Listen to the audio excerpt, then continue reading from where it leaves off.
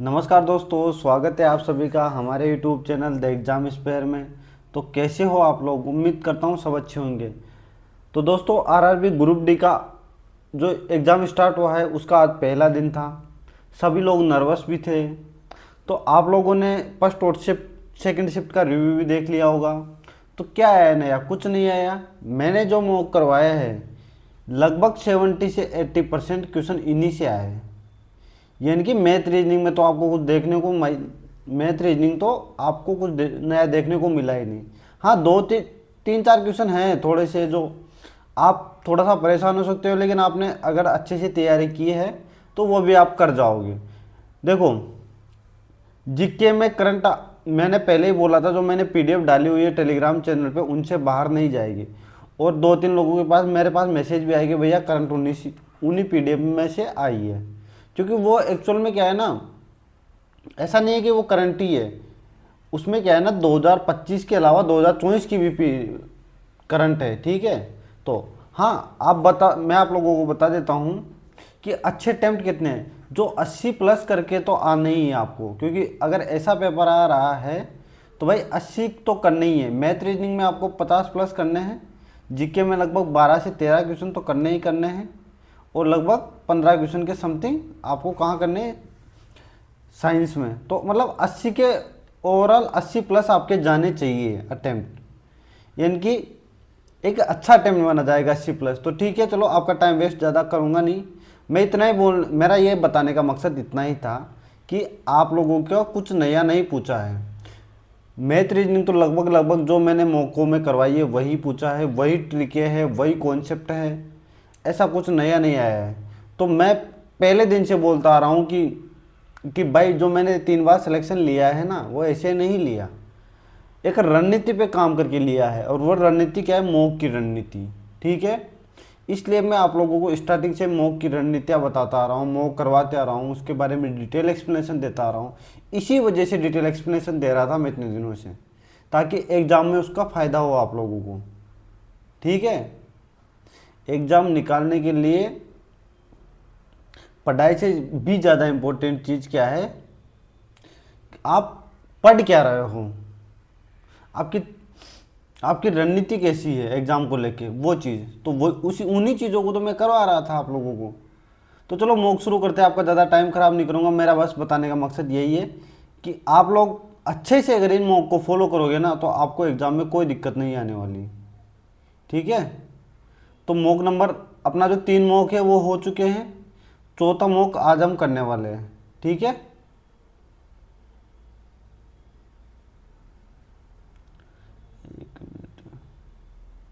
हाँ, अगर आप लोग हमारे टेलीग्राम चैनल से नहीं जुड़े हो तो हमारे टेलीग्राम चैनल से भी जुड़ सकते हो। 1 मिनट ही चल क्यों नहीं रहा? 1 मिनट भैया, वेट करिए 2 मिनट। हाँ तो दोस्तों, नेट चल चुका है वापस। तो हम करने वाले हैं ग्रुप डी का जो न्यू पैटर्न आधारित है, मॉक नंबर 4। ठीक है। आप लोग आराम से देखिए, आपको एग्ज़ाम में कोई दिक्कत नहीं आएगी। तो चलो शुरू करते हैं। सबसे पहले जैसा कि पता है आप लोगों को, अपन करते हैं मैथ्स। तो मैथ्स करेंगे। ये बोल रहा है कि चल रहा है ना पेन? ठीक है, चल रहा है। एक परिष्कृत डेटा अर्थात 3 4 7 एक्स और x प्लस 1 12 13 15 आरोही क्रम में व्यवस्थित है। और यदि इन आंकड़ों की माध्यिका 9.5 है तो x इसके बराबर होगा। जैसा कि आप लोगों को पता है कि माध्यिका निकालने के लिए आपको आरोही क्रम में व्यवस्थित करना पड़ता है। सबसे छोटी, फिर बड़ी, फिर बड़ी, फिर बड़ी। इसने ये पहले बोला हुआ कि आरोही क्रम में व्यवस्थित है। ओके। टोटल कितनी संख्या है? 1 2 3 4 5 6 7 8। 8 है तो मैंने हमेशा एक बात बोली है, 8 में 2 का भाग दे लो। कितना बार बचा? 4 बार। इसमें से एक कम करो और 3 संख्या हटा दो। क्या क्या? 3 संख्या हटा दो। 3 संख्या हटा दो, जो बीच की 2 बच गई ना, x प्लस 1/2। इनका एवरेज क्या होता है? माध्यिका होता है 9/2। तो क्या हो जाएगा? 2x बराबर 18, सॉरी 19, ये 5 है ना। 19x बराबर क्या हो जाएगा? ये 1। तो x बराबर क्या हो जाएगा? 9। ये 1 है ना, मैं इधर ले गया। ठीक है। तो मेरा आंसर क्या आ जाएगा? सेकंड। उम्मीद करता हूँ सबको समझ में आया होगा। Next question. हाँ, और वीडियो को प्लीज 1.25 या 1.5 की स्पीड से देखा करो ताकि आपका टाइम बच जाए। ठीक है।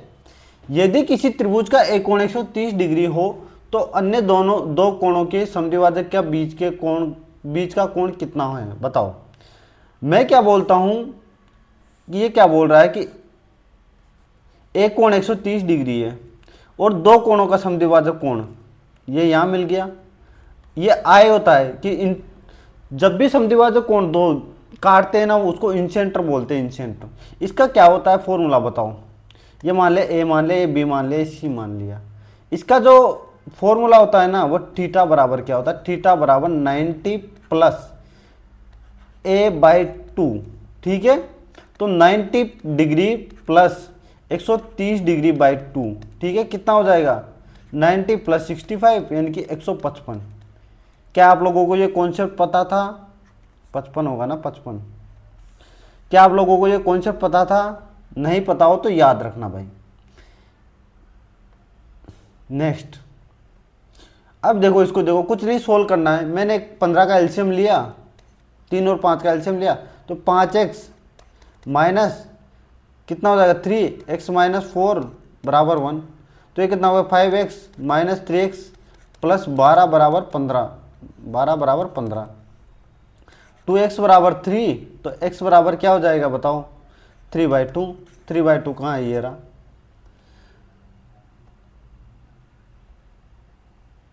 नेक्स्ट क्वेश्चन, यदि त्रिभुज एबीसी में ए बी बराबर है एसी के। मैं क्या बोलता हूं कि त्रिभुज एक त्रिभुज है, ठीक है, उसमें क्या बराबर है ए बी सी। किसके बराबर है? ए बी बराबर है किसके? ए सी के। ठीक है। ए सी डी, ये क्या बोल रहा है कि मैंने ए सी डी है ना, ए सी डी वो 95 है, जहां बी सी को आगे बढ़ाने पर डी बाई एक बिंदु है। ये सी है, ये डी। ये बोल रहा है ये ए सी डी क्या है 95 डिग्री। तो बी ए सी पूछा है, बी ए सी। एक चीज बताओ, ये त्रिभुज है एबीसी, अगर ये दोनों भुजाएं बराबर है तो इनके सामने का कोण भी बराबर होगा, थीटा बराबर थीटा। इसके सामने थीटा तो इसके सामने भी थीटा। एक जो सीधी रेखा होती है उसका कोण कितना डिग्री होता है 180 डिग्री। अब ये 180 डिग्री, इनके थीटा प्लस 95 बराबर क्या हो 180, तो थीटा बराबर क्या आ गया, थीटा बराबर 85। क्या ये बात सबको समझ में आ गई? अगर इसका मान 85 है और इसका मान भी 85 होगा, क्या ये बात सबको समझ में आ गई?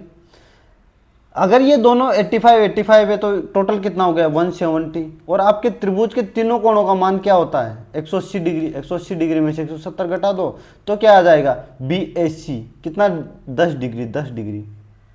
खत्म। नेक्स्ट क्वेश्चन, बिंदु ए और बी 200 किलोमीटर की दूरी पर है। ओके, मान लिया। एक व्यक्ति ए से पूर्वाह 10 बजे 10 किलोमीटर की गति से चलना प्रारंभ करता है, बी की ओर जाता है, और दूसरा व्यक्ति बी से पूर्वाह 11 बजे 20 किलोमीटर की गति से चलना प्रारंभ करता है, ए की ओर जाता है। इनकी विपरीत दिशा में जाएंगे। ए क्या करेगा? देखो यहां क्या है, ए है, यहां बी है, ठीक है। ये 10 बजे चलता है ए से, है ना, बी की तरफ, इधर चलेगा ये इस साइड 10 बजे। ओके, कितने की स्पीड से? 10 किलोमीटर प्रति घंटे की स्पीड से। ये बी है ना, ये कहाँ चलेगा? ए की तरफ, कितने बजे? 11 बजे 20 किलोमीटर की स्पीड से। एक चीज बताओ, विपरीत दिशा में जाएंगे तो जुड़ जाएंगे। मैं क्या बोलता हूं, ये 10 बजे चल रहा है, ये 11 बजे चल रहा है। अगर मैं इन दोनों को सेम कर दूं, इसको भी एक काम कर देता हूं, 1 घंटा चला देता हूं, तो ये भी 11 बजा देगा, ठीक है। अब टोटल कितनी दूरी थी 200। अब ये 1 घंटे में कितना चला है 10, तो कितनी दूरी बच गई 190 किलोमीटर बच गई, 190 किलोमीटर। क्या ये बात सबको समझ में आ गई? अब देखो दोनों सेम टाइम पे सेम अलग अलग जगह हो गए सॉरी। अब एक चीज बताओ, विपरीत दिशा में जाते हैं तो मैं स्टार्टिंग में बताता आ रहा हूं क्या कि जो स्पीड है ना विपरीत दिशा में जुड़ जाती है। 10 इसकी है और 20 इसकी है तो 30 हो जाएगी। ये 30 से जाएगा 190 किलोमीटर, कितने 6 घंटे और 1/3, यानी कि अगर आप 60 से कर दोगे तो 6 घंटे और 20 मिनट में, यानी कि 6 घंटे और 20 मिनट। ओके, ये 11 बजे चलना स्टार्ट किया तो 6 घंटे और 20 मिनट यानी कि 5:20 पर कहाँ पहुँच जाएंगे, एक दूसरे से मिल जाएंगे। यानी कि 6 घंटे 11 बजे के बाद 6 घंटे और 20 मिनट और जोड़ दोगे तो ये दोनों एक दूसरे से मिल जाएंगे। क्या आप लोगों को ये क्वेश्चन समझ में आया? बेहतरीन कॉन्सेप्ट, ऐसा क्वेश्चन आया है आज एग्जाम में। ठीक है, नेक्स्ट, और आगे भी आएंगे ऐसे क्वेश्चन। यदि एक समचतुर्भुज के विकर्ण 4.8 और 1.4 सेंटीमीटर है तो समचतुर्भुज का परिमाप क्या होगा?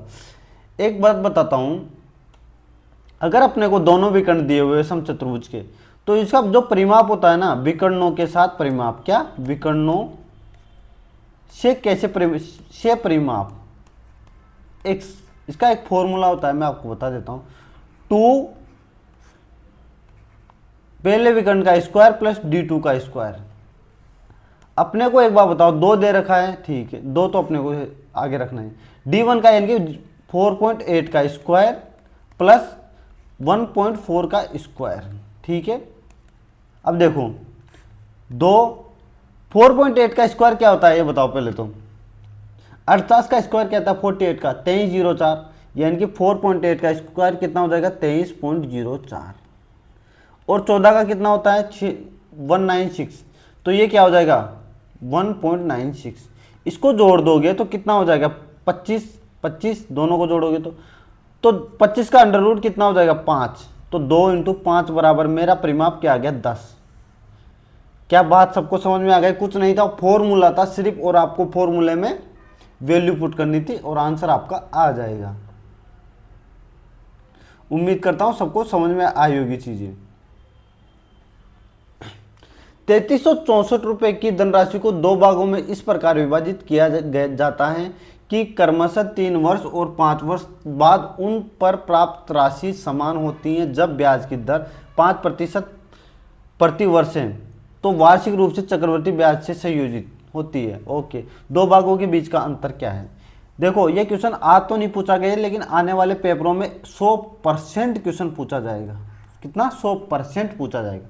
मैं आप लोगों को एक फॉर्मूला बताया था, पहले भी बताया था, अभी भी बताता हूं। अमाउंट बराबर जो ये होता है ना चक्रवृद्धि ब्याज, वो क्या होता है P1 + R/100 की पावर टी का मतलब टाइम, P का मतलब मूलधन, और ये क्या होता है R का मतलब ब्याज दर। एक चीज बताओ, मैंने कोई एक मूलधन माना मैंने A और एक माना B, 2 हिस्से मान ले, 2 भागों में विभाजित है। ओके, मैंने A हिस्सा कितने ब्याज से, 5% ब्याज से, सब 5% से। एक बार बताओ 1 + 5% को मैं क्या लिख सकता हूँ 1/20, यानी कि 21/20 कर सकता हूँ मैं। ठीक है, इसको मैं 1/20 लिख सकता हूँ। देखो आराम से समझा रहा हूँ, आराम से समझना, क्योंकि ये क्वेश्चन 100% एग्जाम में आना है आने वाले शिफ्ट में, तो मैं इसको बहुत आराम से समझाऊंगा। मैंने दूसरा भाग माना B, ये क्या कर रहा है, यहाँ T आएगा। T कितने, पहला भाग 3 वर्ष के लिए, ओके, और दूसरा भाग कितने वर्ष के लिए जा रहा है 21/20। अरे यार क्या कर रहा हूँ मैं यार, इसको 1/20 लिखना था ना, मैं भी क्या कर दिया, देखो सॉरी। तो ये कितने साल के लिए, 5 साल के लिए, 5 साल के लिए। ठीक है, अब देखो A/B मैंने एक काम किया, इसको मैं क्या लिख सकता हूँ 21/20, और इसको भी 21/20, 21/20 की पावर 5 बाई अपॉन 21/20 की पावर 3।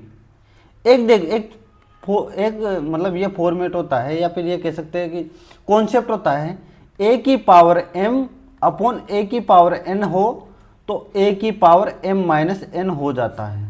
तो एक बार बताओ, अगर मैं -3 कर दूंगा यहाँ पे तो मेरा क्या हो जाएगा AB/21/20 की पावर 2, तो क्या हो जाएगा 21 का स्क्वायर कितना होता है 441, 20 का स्क्वायर 400, यानी कि एक की जो मूलधन है वो 441 है, B का मूलधन कितना है 400। ठीक है, अब ये देख क्या बोल रहा है बताओ, इसने बोल रहा है कि ये जो 841 जोड़ा, ये 841 का मान कितना है बताओ, 33 64। ओके, इसने पूछा किसका माना, दो भागों के बीच का अंतर, कितना अंतर है, 41 का। तो 33 64 बटे 841 इंटू 41 का मान चाहिए। देखो एक चीज यहां से करना, पहली बात 41 का मान चाहिए, तो ये 41 का मल्टीप्लाई नहीं होगा, ये भी नहीं होगा, ये भी नहीं होगा, एक ही होगा, कौन सा, 164। ये 4 बार जाएगा तो 4 इंटू 41 कितना हो जाएगा, 164। खत्म। भाई अगर नहीं समझ में आया ना तो दोबारा देखना, लेकिन ये क्वेश्चन आपको करना ही करना है। मैंने इतना टाइम इसलिए दिया है कि आपको दिक्कत ना आए एग्जाम में। यदि 8,000 रुपये की धनराशि को 10% प्रति वर्ष अर्धवार्षिक ब्याज पर, चक्रवर्ती ब्याज पर निवेश करने पर 9261 रुपये प्राप्त होते हैं, तो समय अवधि क्या है। अभी मैंने सीधा सीधा बताया क्या, चक्रवर्ती ब्याज निकालने का फॉर्मूला क्या होता है, अमाउंट बराबर, तो अमाउंट कितना है 9261, क्या मूलधन 8,000, और क्या होता है 1 प्लस 1/10। चूंकि एक बार बताओ, अगर ये 10% से कर रहा है क्या प्रति वर्ष, तो अर्धवार्षिक कितना होगा 5%, तो ये क्या हो जाएगा 1/20 का स्क्वायर। नहीं सो टी तो अपने को ज्ञात करना है ना, टी समय ज्ञात करना है। ओके, टी को ऐसे लिख दिया। मैंने क्या लिखा 9261/8,000, थोड़ा सा लिखने की स्पीड बढ़ा देता हूँ। इसको क्या लिख सकता हूँ 21/20। एक बार बताओ 21 का क्यूब क्या होता है, 21 का क्यूब 9261, 20 का क्यूब क्या होता है 8,000, तो ये क्या है क्यूब ही तो है इसका, क्यूब, यानी कि 3 अर्धवार्षिक ब्याज लगेगा। कितना, 3 अर्धवार्षिक ब्याज, यानी कि 3 अर्धवार्षिक ब्याज, अगर मैं 3 वर्ष की जो 3 अर्धवार्षिक ब्याज पर अगर ये मूल्य दूंगा तो मेरा क्या आ जाएगा 9261। अब 3 अर्धवार्षिक का मतलब क्या हो गया, 1.5 साल, 1.5 साल, 3 साल मत कर देना भाई, गलती मत कर देना, आंसर 1.5 साल हो जाएगा। उम्मीद करता हूं सबको समझ में आएगा। बहुत प्यारा कॉन्सेप्ट, जो कि 2 क्वेश्चन में सीधा लगातार अपने को पूछ लिया गया मॉक में, और एग्जाम में भी आने के 100% चांस है। अरे मैं 100 क्या, मैं 200% कह सकता हूँ, ये इस टाइप का क्वेश्चन आना ही आना है। समीर और आनंद की वर्तमान आयु कितनी है, 5:4, समीर की आनंद की। मैं हर बार बताता हूँ 5:4, 3 वर्ष बाद 11:9। तो अगर ये बराबर नहीं है, इनका 1 है, ये 2 है, तो एक काम करो उसको भी 2 बना दो, 2 खत्म, 2 से मल्टीप्लाई कर दो, 2 से मल्टीप्लाई कर दो, क्या हो जाएगा 8, और 1 का मान कितना है 3। तो बताओ किस आनंद की वर्तमान आयु पूछी है, कितना है 8 का मान पूछा है, तो 24 हो जाएगा, खत्म, 24 आंसर, ए आंसर हो गया। बिल्कुल सीधा क्वेश्चन ये मैंने आप लोगों को कम से कम 100 बार बता दिया होगा ये क्वेश्चन। नेक्स्ट, n सबसे बड़ी संख्या है जो प्रत्येक स्थिति में 2665, 3184 और 3703 को समान शेषफल के साथ विभाजित करती है। संख्या n के अंकों का योग क्या है। एक चीज बताइए मुझे, जब भी n सबसे बड़ी संख्या पूछी जाए, पहली बात तो आप लोगों को भाग नहीं देना है। मैं इसका कॉन्सेप्ट आप लोगों को बता भी चुका हूं और ट्रिक भी बता चुका हूं। एग्जाम में कैसे करना है, एग्जाम में ऐसे करना है, इन दोनों का डिफरेंस कितना होगा, देखो 9, 1 और 5, 519, इन दोनों का डिफरेंस 9, देखो 3703 में से 3184 घटाओगे तो ये भी 519, यानी कि पहले और दूसरे का क्या कर लो, अंतर ज्ञात कर लो, और दूसरे और तीसरे का भी अंतर ज्ञात कर लो। अब पहले और तीसरे का भी अंतर ज्ञात कर लो, कितना हो जाएगा भाई 8 और कितना 1, नहीं 3 और 1038। और इन ये जो तीनों संख्या है ना 519 और 1038, इनका क्या करो वो एचसीएफ ले लो, 519 एचसीएफ आ गया, एचसीएफ। ओके, अब ये सबसे बड़ी संख्या होगी जो इनको समान शेषफल के साथ विभाजित करेगी। तो 519 का क्या पूछा, इसने योग पूछा, ये योग, खत्म, कितना आ गया 6 और 9 15। बेहतरीन कॉन्सेप्ट, आपको मालूम होना चाहिए, टीसीएस का फेवरेट कॉन्सेप्ट है भाई, बहुत क्वेश्चन पूछता है इस पे, एनटीपीसी में पूछे, अभी भी ग्रुप डी में भी पूछेगा। 7 वर्ष पहले अजय, उसकी पत्नी और उसके बच्चे की औसत आयु 42 थी। 7 वर्ष पहले तीनों की औसत आयु, एक चीज बताओ कितनी थी औसत आयु, अगर 42 थी तो टोटल कितनी हो जाएगी 126, क्या आप लोगों को ये बात समझ में आई? क्योंकि 3 से मल्टीप्लाई कर देंगे 126। अगर 7 वर्ष पहले 126 थी, अब वर्तमान में कितनी हो जाएगी? एक बार बताओ, एक की 7 वर्ष बढ़ी तो तीनों की मिला के कितनी वर्ष बढ़ेगी? 21। तो मेरी वर्तमान आयु कितनी की? 147। क्या ये बात आपको समझ में आई? 9 वर्ष पहले अजय और उसके बच्चे की, यानी कि उसकी वाइफ प्लस चिल्ड्रन की औसत आयु 38 थी। एक बात बताओ, 9 वर्ष पहले 38 औसत थी तो 76 होगी। ये तो 9 वर्ष पहले, और 18 और जोड़ दूंगा, क्योंकि 9 वर्ष से वर्तमान पर मुझे आना है, तो मैं 18 जोड़ूंगा, तो मेरी उसके अजय की पत्नी और बच्चे की आयु कितनी हो जाएगी? 94। अब वर्तमान आयु एक बार बताओ, अगर मैं बच्चे, देखो अजय, उसकी पत्नी और बच्चे में से उसकी पत्नी और बच्चे की घटा दूंगा, 94 घटा दूंगा, तो किसकी? अजय की। मेरे को क्या मिल जाएगी? वर्तमान आयु कितनी हो जाएगी भाई? 3 और 5, इनकी 53 वर्ष। आंसर क्या आ गया? ए। नेक्स्ट क्वेश्चन, एलपीजी सिलेंडर की कीमत 840 रुपये से बढ़कर 640 रुपये से बढ़कर 800 रुपये हो जाती है। खपत कितना प्रतिशत कम किया जाना चाहिए जिससे एलपीजी सिलेंडर पर खर्च की गई राशि में कोई बदलाव नहीं होता? सबको पता है, अगर वह 640 रुपये से बढ़कर 800 रुपये हो गई तो मैं क्या करूंगा? मेरा तो जो मैं खर्च तो बढ़ाऊंगा नहीं अपना, तो 640 ही रखूंगा। तो क्या करूंगा? 160 रुपये के हिसाब से कम आएगी, किस में से? 800 में से। खत्म। कितना प्रतिशत है भाई? 20%। 20%, यानी कि मुझे अपना जो खपत है ना वो 20% कम करनी पड़ेगी अगर मुझे अपना मूल्य नहीं बढ़ाना है, यानी कि अपना पैसा ज़्यादा गंवाना नहीं है, तो मुझे 20% अपनी खपत कम करनी पड़ेगी। नेक्स्ट, ए और बी एक साथ कार्य करते 15 दिनों के बाद लिए कुल 18,000 रुपये प्राप्त करते हैं। कार्य में ए की क्षमता बी की दक्षता की 5 गुना थी।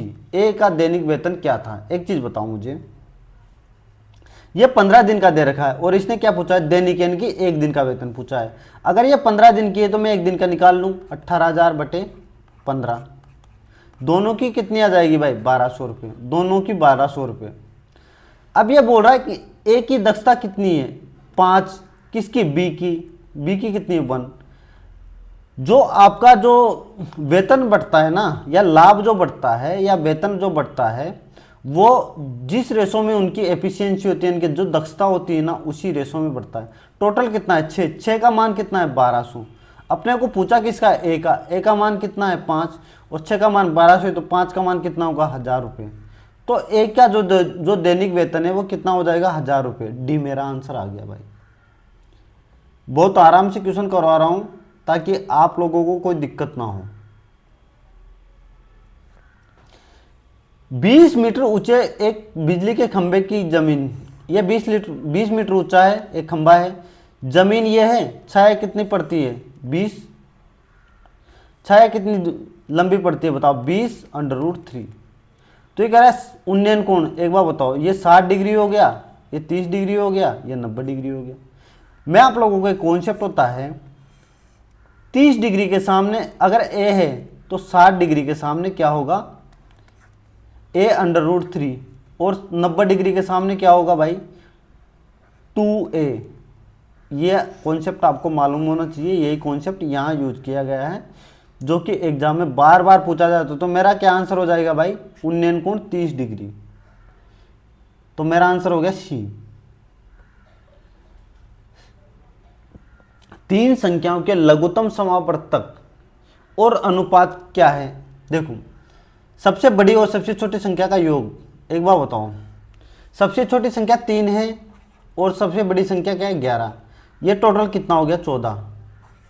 अगर मैं एग्जाम में करने जाऊंगा तो मैं कुछ निकालूंगा नहीं। 14 का मल्टीप्लाई कौन सा है? ये नहीं है, ये नहीं है, ये भी नहीं है, तो ये क्या हो जाएगा? 84। मेरा आंसर क्या हो गया? सी।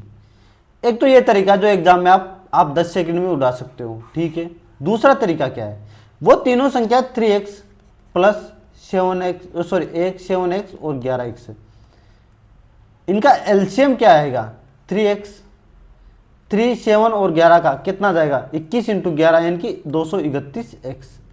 एलसीएम 231x आया तो 1386 इसका एलसीएम दे रखा है। 231 से काट दो भाई 6 बार, 6 बार, तो x बराबर मुझे 6 मिल गया। अब एक बार बताओ, सबसे बड़ी 3x है, ये सॉरी सबसे छोटी 3x है और 11x है, तो 14x का मान क्या हो जाएगा, 14x का 14 इंटू 6 बराबर 84। लो कॉन्सेप्ट भी बता दिया, शॉर्ट ट्रिक भी बता दी, दोनों से आप उड़ा सकते हो, कैसे भी उड़ाओ भाई। Next question, ten square theta minus cot square theta upon so कोष्टक cos two theta upon sine theta cos theta. एक चीज बताओ, मैं यहाँ पे कोस टू थीटा का फॉर्मूला यूज होना है, कोस टू थीटा का क्या फॉर्मूला होता है बताओ चलो। Cos square theta minus sine square theta, ये फॉर्मूला होता है किसका, कोस टू थीटा का फॉर्मूला। मैं थोड़ा सा इसको कम कर लेता हूँ, एक्चुअल में क्या है ना ज़्यादा मोटा लिख रहा है। ओके हाँ अब ठीक है, अब ठीक है, ओके। अब देखना, अब सुनो, इसका फॉर्मूला कोस टू थीटा का फॉर्मूला ये हो गया, ठीक है। टेन स्क्वायर थीटा को मैं क्या लिख सकता हूँ, साइन स्क्वायर थीटा बटे कोस स्क्वायर थीटा, और कोट स्क्वायर थीटा क्या लिखता हूँ, cos square theta by sine square theta, ये लिख सकता हूँ। भाग कोस टू थीटा को क्या लिख सकता हूँ, cos square theta minus sine square theta. क्या सब लोगों को ये बात समझ में आ गई। अपॉन क्या हो जाएगा, साइन टू थीटा, ये sign theta cos theta, okay. अब एक बार बताओ, मैं यहां से कॉमन क्या लूँ, साइन स्क्वायर थीटा और कोस स्क्वायर थीटा, तो यहां क्या आ जाएगा, साइन की पावर 4 थीटा और माइनस कोस की पावर 4 थीटा। क्या ये बात सबको समझ में आ गई। भाग क्या आ जाएगा, cos square theta minus sine square theta upon sine theta cos theta, cos theta. एक चीज बताओ, एक फॉर्मूला होता है ए स्क्वायर माइनस बी स्क्वायर बराबर क्या होता है, ए प्लस बी ए माइनस बी, ये फॉर्मूला यहां यूज होने वाला है। अब देखो, अगर मैं ये चीज कर दूं, क्या कर दूं, साइन की power square theta minus cos की पावर स्क्वायर थीटा, एक तो ये हो गया, क्या हो गया, ए माइनस बी, ए प्लस बी साइन की power square theta plus cos square theta by क्या हो जाएगा, sine square theta cos square theta, into भाग जाएगा तो ये नीचे आ जाएगा, क्या आ जाएगा, cos square theta minus sine square theta, और ये ऊपर चला जाएगा साइन थीटा और कोस थीटा। ये कैसे लिखा, देखो एक बार बताओ, ए बटे बी, भाग क्या होता है, बी बटे सी, तो क्या होता है ए बी और नीचे क्या आ जाता है, बी आ जाता है, और ये ऊपर सी चला जाता है। यही चीज मैंने यहां लिखी है। क्या सब लोगों को समझ में आ रहा है। Sine square theta plus cos square theta बराबर क्या होता है, 1, ये तो 1 हो गया, तो ये तो 1 हो गया, ठीक है। एक बार बताओ, साइन थीटा कोस थीटा से मैं स्क्वायर काट दूंगा तो मेरे क्या बच जाएगा, साइन थीटा कोस थीटा। अगर मैं -1 कॉमन ले लूँ, सुनो -1 ऊपर से कॉमन ले लूँ तो क्या बच जाएगा, cos square theta minus sine square theta upon क्या बच जाएगा, sign theta cos theta, cos square theta minus sine square theta, ये बच गया। इससे ये कट जाएगा तो बच क्या जाएगा, 1 upon sine theta cos theta. अब क्या इसको क्या लिखा जा सकता है बताओ चलो, इसको ये लिखा जा सकता है माइनस कोसेक थीटा और कोसेक थीटा। क्या बेहतरीन क्वेश्चन नहीं है भाई। मैंने इसका पूरा बेसिक बताया, एक एक कड़ी को खोल कर रखा है आपके सामने। अगर इससे बेहतरीन कोई सॉल्यूशन बता दे तो मुझे बता देना भाई, ठीक है। अगर आपको फॉर्मूले आते हैं तो आप इसका सॉल्यूशन कर लोगे, नहीं तो बहुत लोग नहीं कर पाएंगे। आप लोगों को उनसे जीतना है। जो लोग नहीं कर पाएंगे, ये जो 2-3 क्वेश्चन आए ना, ऐसे ही क्वेश्चन आए जिनको लोग नहीं कर पाए और उनको कठिन बता रहे हैं, ठीक है। 9 इकाई और 10 इकाई त्रिज्या वाले 2 गोलों को पिघलाकर 1 इकाई वाला एक वाला गोले का फॉर्मूला क्या होता है, 4/3 पाई आर क्यूब। अगर 2 गोले बनाए जा रहे हैं तो एक बार बताओ, पहली बात ये सब कट जाएगा, ये 4/3 है ना, पाई है ना, मैं स्टार्टिंग से बता जा रहा हूं, ये आमने सामने कट जाएगा तो मेरे पास क्या बच जाएगा, आर का क्यूब, 9 का क्यूब प्लस 10 का क्यूब बराबर 1 का क्यूब प्लस x का क्यूब, क्योंकि मुझे दूसरी गोले की क्या चाहिए, त्रिज्या ज्ञात करनी है। ओके, तो ये कितना हो जाएगा, 729 प्लस 1000 बराबर 1 प्लस एक्स की पावर क्यूब। तो ये कितना होगा, 1729 में से एक गया तो 1728 बराबर एक्स क्यूब। तो एक्स बराबर क्या आ गया, सबको पता है कि 1728 12 का क्यूब होता है। तो एक्स बराबर यानी कि दूसरा आर बराबर क्या आ गया, दूसरे गोले की त्रिज्या क्या आ गई 12। तो दूसरे गोले का व्यास कितना होगा, त्रिज्या का दुगुना 24। आंसर मेरा क्या आ गया, ए। क्या सब लोगों को बातें समझ में आ रही है भाई, किसी को कोई दिक्कत तो नहीं है ना। ये पूछा है देखो, ऑप्शन काफी दूर दूर है, तो एक काम करो, इसको 3 मान लो तो ये कितना हो जाएगा 15, इसको 2 मान लो तो 10 माइनस 2 4/2 क्या हो जाएगा 2 प्लस 1 मान लो, सोल्व कर दो। 25 26 में से 2 गया तो 24, मेरा आंसर क्या आ जाएगा डी। उम्मीद करता हूँ जब भी ऐसे ऑप्शन होंगे तो आप लोग क्या है ना 2.98 को 3 मान लोगे, और जो भी मतलब पास की जो भी संख्या है वो मान लेना। क्योंकि एक बार बताओ 2.98 लिखूँ या 3 लिखूँ, ज़्यादा कोई डिफरेंस आएगा नहीं। और ये जो क्वेश्चन बनाया जाता है ना इसी वजह से बनाया जाता है ताकि आप आसपास का मान लो। एक जूता निर्माता कंपनी अपने ग्राहक को 3 प्रकार की छूट योजना देती है। बिक्री के विभिन्न चरणों में ग्राहक के लिए सर्वोत्तम योजना क्या है। ग्राहक के लिए तो जो सबसे ज़्यादा छूट मिलेगी वही योजना होती है। एक फॉर्मूला होता है, मैं बताता हूँ जो छूट निकालने का। अगर 2 छूटें दे रही हो लगातार, a plus B minus A into B बटे 100, इसी से निकाल दो। a प्लस बी 32 माइनस कितना हो जाएगा, ये कितना हो जाएगा 240, 240 में 100 का भाग दोगे तो 2.40 बराबर क्या हो जाएगा बताओ, बताओ भाई 29.60।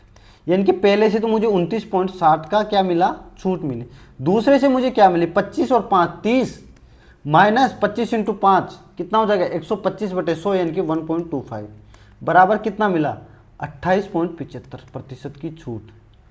ठीक है, और इससे कितना मिला मुझे बताओ, 30 प्लस 3 बराबर 33 माइनस 30 इंटू 3 90/100 यानी कि 0.9 यानी कि 32.10%। सबसे ज़्यादा छूट कौन सी मिली 32.10%। ग्राहक के लिए एक बार बताओ, ग्राहक के लिए तो जो सबसे ज़्यादा छूट होगी वही सबसे इंपॉर्टेंट चीज़ होगी।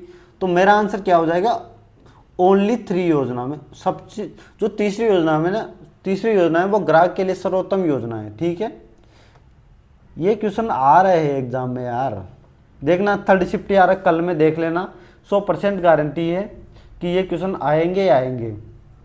11 का क्यूब क्या होता है ये बताओ पहले तो, 1331, क्योंकि क्यूब ही दे रखा है ना, प्लस 8 प्लस 13 इंटू कितना 66 13 78 और 85।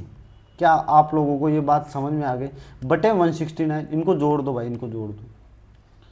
1331 प्लस 1339 में मैं मान के चलता हूँ, 1300 में मैंने कितना जोड़ा 800, तो कितना 2100 आ गया, 2100 और 39 में 58 जोड़ा तो 2197 आ गया, 2197/169। एक बार बताओ 13, ये 13 का स्क्वायर है, ये 13 का क्यूब है, तो यानी कि ये कितनी बार चला जाएगा 13 बार। ठीक है, तो आंसर क्या आ जाएगा बी, खत्म। नेक्स्ट, कोई दिक्कत आ रही है, मजा आ रहा है ना सोल्व करने में। नल ए और बी अकेले एक टंकी को 6 घंटे 8 घंटे में भर सकते हैं। ओके, एक कितने घंटे में भर सकता है 6 घंटे में। ये तो आया है, ये तो बहुत पूछा जा रहा है अभी। 12 घंटे में खाली कर सकते हैं, इनकी एफिशिएंसी। ये 24 एलसीएम ले लिया, 4 इसकी भरेगा, ये 3 से भरेगा और ये -2 से खाली करेगा। तीनों को खोल दिया जाता है तो बताओ 7 और -2 यानी कि 5 से भरेगा, 24/5 तो कितना आ जाएगा 4 घंटे और 4/5 यानी कि 48 मिनट। 4 घंटे और 48 मिनट, सी मेरा आंसर हो गया। ऐसे क्वेश्चन को फटाक देने से उड़ा देना है बस। देखो टाइम एंड वर्क और पाइप एंड सिस्टम से 2 से 3 क्वेश्चन आ रहे हैं। क्या कितने क्वेश्चन आ रहे हैं, 2 से 3 क्वेश्चन दोनों टॉपिक से मिला के। तो और ये सीधे टॉपिक है, आपसे गलत नहीं होने चाहिए।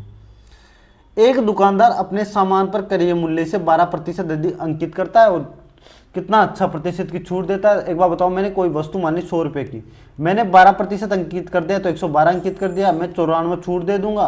तो ज्ञात कर दो भाई फटाफट।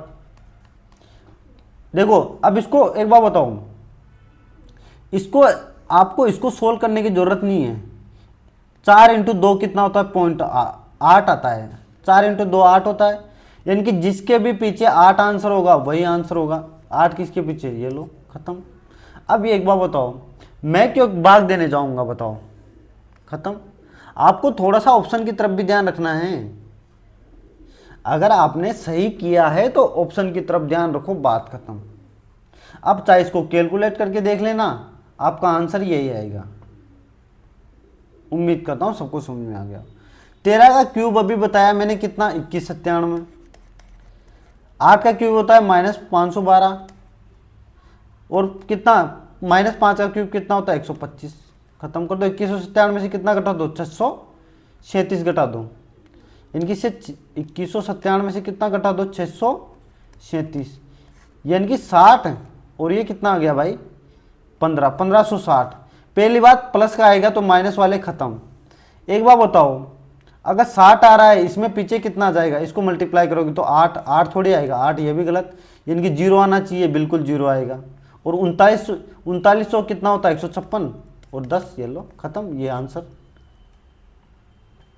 तो मेरा आंसर क्या हो गया, बी। सीधा क्वेश्चन है भाई। सी का लाभ ज्ञात कीजिए जहां ए बी से 1386 रुपये कम कमाता है। ओके, यदि ए बी सी ने क्रमशः 1 वर्ष, 2/3 वर्ष, 1/2 वर्ष के लिए निवेश किया तो ए और बी के पूंजी का निवेश 3:5 है, और बी और सी के पूंजी के निवेश कितना है, 7:15 है। एक बार बताओ, ए बी सी, ए और बी का रेशो कितना है 3:5, और इसका कितना है 7:15।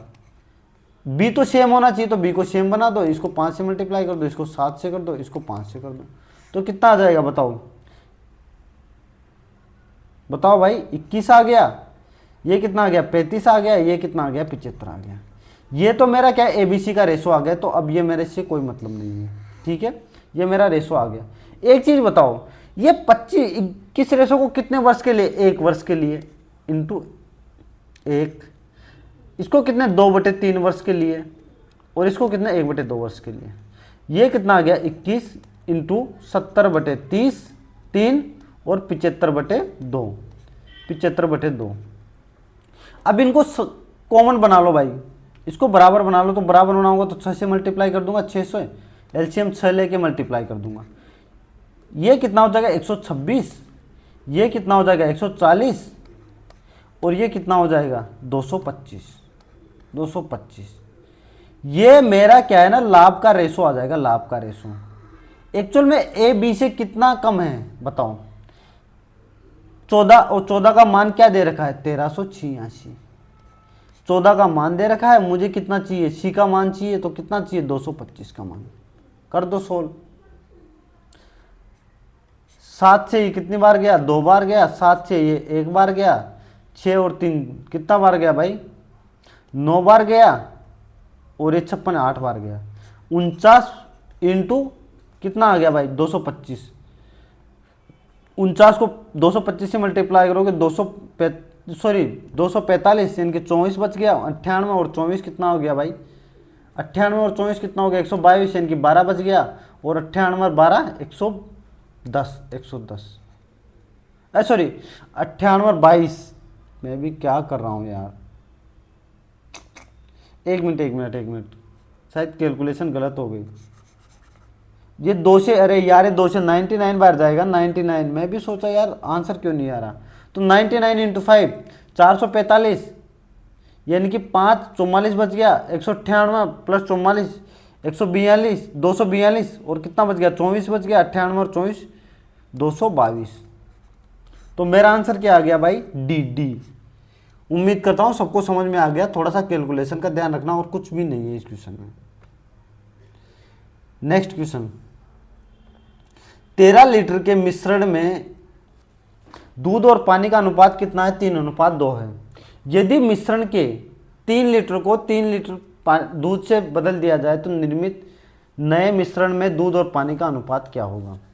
देखो बहुत सारे लोग अलग अलग तरीके से करेंगे, लेकिन मैं सबसे बेस्ट तरीका बता। कुछ लोग ऐसे भी कर सकते हैं कि 5 का मान कितना होगा 5 का मान 13, तो 1 का मान कितना होगा 2.6, तो ये क्या हो जाएगा, 3 का मान कितना हो जाएगा 7.8, और 2 का मान कितना हो जाएगा बताओ कितना 5.2। तो इसमें 3 जोड़ दूंगा, किसमें, ये कितना हो जाएगा मिल्क, ये वाटर मिल्क मिला है तो ये कितना हो जाएगा 3, यानी कि 10.8 और 5.2 कितना हो जाएगा, ये 9 रेशो, ये 4 रेशो। और इसने दूध पानी का रेशो पूछा है तो ये मेरा आंसर डी आंसर हो गया। एक तो ये तरीका हो गया जो कि सब लोग करेंगे। आपको एग्जाम में सबसे बेस्ट तरीका कौन सा करना है मैं आप लोगों को बताता हूँ। अगर 13 दूध है तो मुझे इस 13 से कोई मतलब नहीं है, क्योंकि रेशो में इसने पूछा है। मैं हर बार बोलता हूँ अगर दूध डाला जा रहा है तो काम किससे पे करना है, पानी पे, यानी कि जो स्थिर है उस पर काम करना है। मेरा 5 में से कितना पानी है, 2, ये तो मेरा रेशो आ गया स्टार्टिंग का, ठीक है। अब क्या करना है, शेष अपॉन टोटल, क्या टोटल कितना हो गया, 13 था, यहां 13 था, 3 मिलाया, 3 निकाला और 3 मिलाया, यानी कि वापस 13 ही हो गया, 13। और मेरा अब पानी कितना बच गया, सॉरी दूध, शेष दूध कितना बच गया बताओ,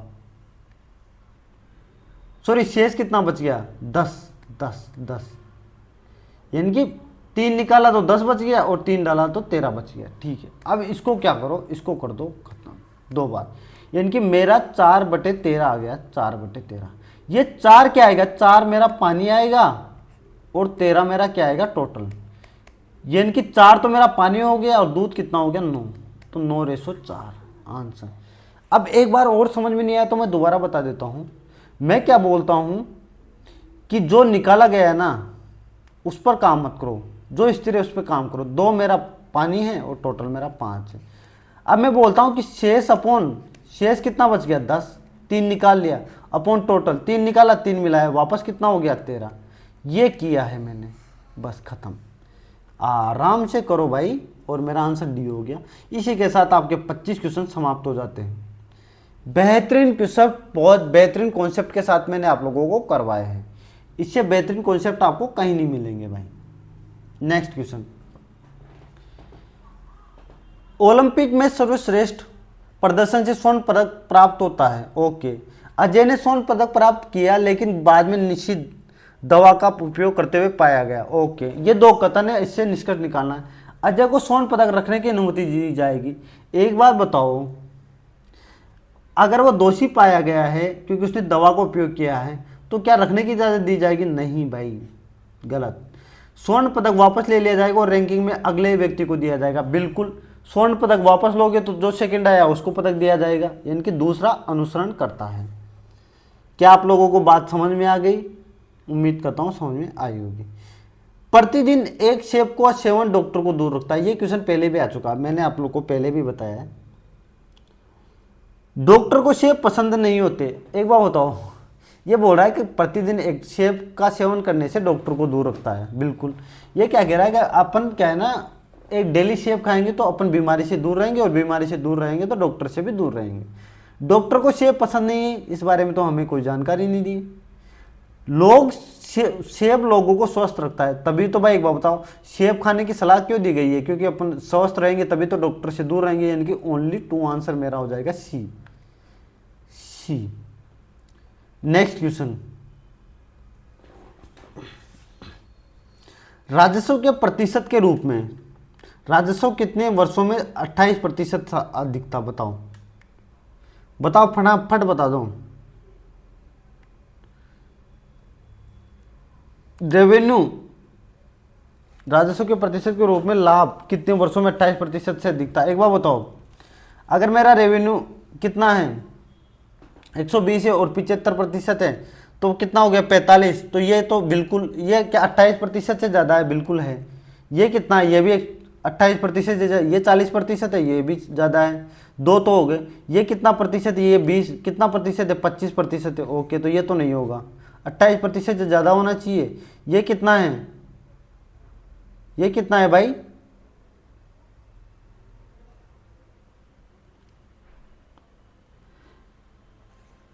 पचास बटे, तो ये भी होगा, इसमें भी होगा और इसमें भी होगा, तो चारों में होगा, 4 में भाई, 4 में, 4 में होगा भाई। 4 कहाँ है? क्वेश्चन तो मैंने सही पढ़ा है ना, इनकी ए आंसर होना चाहिए, तीसरे का आंसर ए। नेक्स्ट क्वेश्चन, ये क्या कह रहा है, 2001, 2011, 2021 और 2031 में मोबाइल बेचने वाली 3 कंपनी, विभिन्न कंपनियों की बिक्री हजारों में है। कंपनी बी को 2011 से 2021 तक बिक्री में कितने प्रतिशत की वृद्धि हुई? ओके, कंपनी बी को 2011 से 2021, कंपनी बी कहाँ है भाई पहले बताओ? ये रही जिसके वर्ग बना हुआ है। तो कंपनी बी 2011 में कितना है? 790, और 2021 में कितना है? 1080। तो कितने की वृद्धि हुई बताओ बताओ? 21, 29, 290 की। कितने से? 729 से। कर दो कैलकुलेट भाई, कर दो फटाफट। ये 0, ये 2900, 790, यानी कि 4 गुना करूंगा तो कितना हो जाएगा? 700 का मैं 4 गुना करूंगा तो 2890 का 4 गुना करूंगा 360, 3160, यानी कि 40 से कम आएगा भाई, 40 से कम आएगा, 40 से कम और 30 से ज़्यादा 36.7। खत्म। ऑप्शन ए की था, मुझे कैलकुलेशन करने की जरूरत ही नहीं पड़ी। नेक्स्ट क्वेश्चन, एक कैफेटेरिया में 7 ग्राहक 3 अलग अलग बेंचों पर बैठे हुए हैं। बेंचें कौन कौन सी? एक एक्स है, ये वाई है और जेड है। प्रत्येक बेंच पर कम से कम 2 ग्राहक को बैठाना है। ओके, ग्राहक जी है ना, ग्राहक के और एल और एम के साथ नहीं बैठते। जहां भी के एल एम बैठेंगे ना, वहां कौन नहीं बैठेगा भाई? जी नहीं बैठेगा। ओके, ग्राहक बी केवल एन के साथ बैठता है। ग्राहक बी है ना, केवल एन के साथ बैठता। ओके, जहां भी बी बैठेगा वो एन बैठेगा, यानी कि किसी के साथ भी ये दोनों एक साथ ही बैठेंगे, इनके अलावा कोई नहीं बैठता। ग्राहक के अपने मित्रों के साथ एक्स पर बैठता है। ग्राहक के, अगर के अपने मित्रों के साथ एक्स पर बैठता है तो के एल एम तीनों मित्र है ना, इसने बताया है, ये देखो। अगर ये के साथ बैठ गए, ये एक्स पर बैठ गए, ग्राहक एच है ना जेड पर बैठता है, एच जेड पर बैठेगा तो बी एन यहां बैठेंगे, और एच के साथ कौन बैठेगा बताओ? अब कौन बच गया भाई? जी। तो ये बोला किस बेंच पर 3 ग्राहक है? बिल्कुल एक्स बेंच पर 3 ग्राहक है। खत्म। अच्छा क्वेश्चन है भाई। चिन्हों को परस्पर बदलना चाहिए, तो एक चीज बताओ, अगर मैं भाग को नहीं बदलूंगा तो क्या साथ में 13 का भाग चला जाएगा? नहीं जाएगा सर, गलत हो गया ये तो, इसको तो होगा नहीं। इसमें देखो, मैं माइनस की जगह भाग रखूंगा, बिल्कुल जा सकता है। 46 प्लस 28 इंटू 2/7 और माइनस 13, ये 7 से 4 बार गया, 8 54, 54 माइनस 13 कितना हो गया? 41। बिल्कुल 41 मेरा आंसर हो गया, यानी कि बी। सॉरी। यदि अक्षरों को वर्णानुक्रम में व्यवस्थित किया जाए तो कितने अक्षर शब्द फेंट्स में अपना स्थान नहीं बदलेंगे? ओके, ये बोल रहा है कि अब जो फेंट्स है ना, इसको क्या करो, फटाफट कर दो, इसको कर दो व्यवस्थित। एफ पहले आएगा ना, फिर आई आएगा, फिर एन आएगा, फिर एस आएगा, फिर टी आएगा। कितने भाई बताओ फटाफट? कितने? 2। कौन कौन से? 1 और 2। खत्म, बी मेरा आंसर। नेक्स्ट, 144 का संबंध 225 से है। ये क्या है? ये 12 का स्क्वायर है। ये कितना है? 15 का स्क्वायर। ये कितना है? 13 का स्क्वायर। ये 16 का स्क्वायर। तो क्या है? ये 19 का स्क्वायर है, तो क्या होना चाहिए? -3, यानी कि 16 का स्क्वायर होना चाहिए। 16 का स्क्वायर। ये क्या बोल रहा है? 12 का स्क्वायर प्लस 3 जोड़ दो, 15 का स्क्वायर। खत्म, 256। बिल्कुल सीधा क्वेश्चन, देखते ही 10 सेकंड में उड़ा दोगे। नेक्स्ट क्वेश्चन, 8 छात्र ABCD, ये क्या है ना, वर्ताकार मैच के बैठे हो। खत्म, 8 बना लिए मैंने। ये बोल रहा है कि बी ए के दाएं तीसरे स्थान पर बैठा है। बी है ना, ए के दाएं तीसरे स्थान पर बैठा है। ए यहां बैठा है, तो बी कहां बैठा है? यहां बैठा है। एच ए के बाएं तीसरे स्थान पर बैठा है। एच यहां बैठा है। ओके, सी बी के दाएं चौथे स्थान पर बैठा है। सी बी के दाएं चौथे स्थान पर बैठा है। ओके, बी जी के बाएं तीसरे स्थान पर बैठा है। बी है ना, जी के बाएं तीसरे स्थान पर, तो जी यहाँ बैठेगा। जी, अगर एफ डी का निकटतम पड़ोसी है, बिल्कुल एफ डी यहाँ बैठेंगे। डी है ना, सी के दाएं दूसरे स्थान पर है। डी यहाँ बैठा है, तो जी यहाँ एफ यहाँ बैठ जाएगा। तो यहाँ कौन बचाएगा? ई। ये पूछा है एफ के दाएं दूसरे स्थान पर कौन है? ई। खत्म, ए आंसर हो गया। बिल्कुल सीधा क्वेश्चन, पढ़ते जाओ करते जाओ, सिटिंग अरेंजमेंट खत्म। इसको देखिए आप लोग, ऐसे जब भी आए ना तो एक काम क्या करो, 1 + 2 + 4 + 6 होना चाहिए, फिर +8 होना चाहिए, यानी कि 13 होना चाहिए। ये 4 है, ये 8 है, 12 है, तो ये 16 है बिल्कुल। तो ये क्या कह रहा है, जो अपने जो ओड वाली जो प्लेसेज वैल्यू है ना, उनमें क्या है +2 जोड़ा गया, फिर +4, फिर +6, तो +8 जोड़ा जाना चाहिए। +6 जोड़ोगे तो कितना आ जाएगा 13। 10वें का आंसर क्या है भाई, ए। नेक्स्ट, एक तर्क के अनुसार 14 57 संबंधित है, 22 89 चेहरे। यार ये भी कोई लॉजिक है। 14 × 4 कितना होता है 57 + 1, 22 × 4 88 + 1 52 × 4 208, 208 + 1 209। कुछ छात्रों की एक पंक्ति में पी बाएं छोर से 17वें और दाएं छोर से 23वें स्थान पर खड़ा है। यदि क्यू पंक्ति के मध्य में, ठीक मध्य में खड़ा है, तो अंतिम बाएं छोर से उसका स्थान क्या होगा। ओके, सोल्व करो भाई इसको। पी बाएं छोर से 17वें स्थान पर खड़ा है, ये पी खड़ा है कौन से स्थान पर, 17वें स्थान पर, पी बाएं छोर से। ओके, दाएं छोर से 23वें स्थान पर खड़ा है, और दाएं छोर से कौन से स्थान पर खड़ा है, यानी कि इसके इधर 16 लोग होंगे, इधर कितने लोग होंगे 22 लोग। ओके, क्योंकि इधर से 23वें स्थान पर है। ओके, यदि क्यू पंक्ति के ठीक मध्य में, तो बाएं छोर से उसका, एक बार बताओ टोटल आदमी कितने हैं, 16 और 22 38, और एक ये होगा 39 लोग हैं। 16 + 22 + 1 -1, तो कितने लोग हो गए 37 लोग। सॉरी +1 होगा ना, +1, क्योंकि मैंने क्या किया है, ये मैंने वैसे निकाल दिया, तो मेरा क्या आंसर हो जाएगा 39।